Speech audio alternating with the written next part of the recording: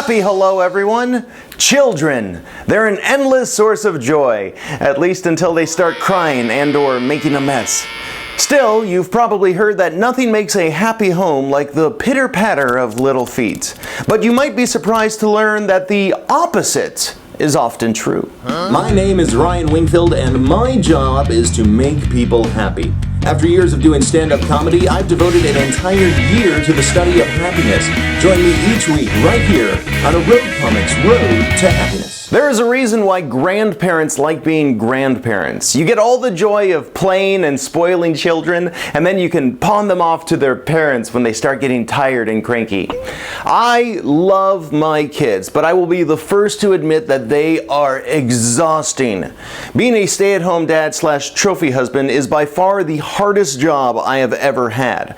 That being said, my other job as a stand-up comic involves me drinking beer on stage for an hour each night, so most other jobs are difficult by comparison.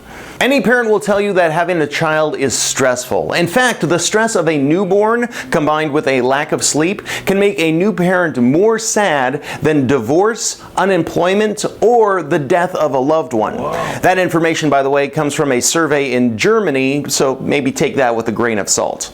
When children get older, you deal with a lot of stress of managing their extracurricular activities while also feeling a lot of pressure to be the perfect parent.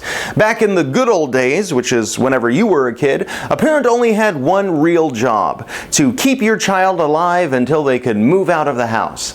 Today, parents have primarily the same job, but thanks to the internet and parenting chat rooms, it seems to have become a lot harder. The modern parent worries about things like food allergies, the negative effects of television, and for some reason, whether or not to give our kids vaccinations. We also like to judge other parents who we feel aren't doing a good job, as I just did in the previous sentence. Today, parents also feel a lot of anxiety of keeping children safe and a social mistrust of leaving them alone. For example, when I was 8, my dad had no problem leaving me and my 10-year-old brother at the city park to play baseball. Today, he would probably be arrested. Oh, no. Another difference between now and the good old days is how much parents work. While my evening job as a stand-up comedian allows me to be a stay-at-home parent most days, the typical American family has both parents at the office and the children in daycare. This brings us to the primary reason why parents are less happy than their kid-free counterparts. Don't blame the kids, blame the lack of support. A recent survey of 22 Western countries found that the United States came in dead last when it comes to happy parents. While some countries, such as Norway, Sweden, and Finland, parents were happier than non-parents, in most countries, including England and Australia, parents were less happy than non-parents. And in the United States, that parenting happiness gap is larger than anywhere else at a 13% difference. So what makes US parents less happy than the rest of the world? In short, our work culture.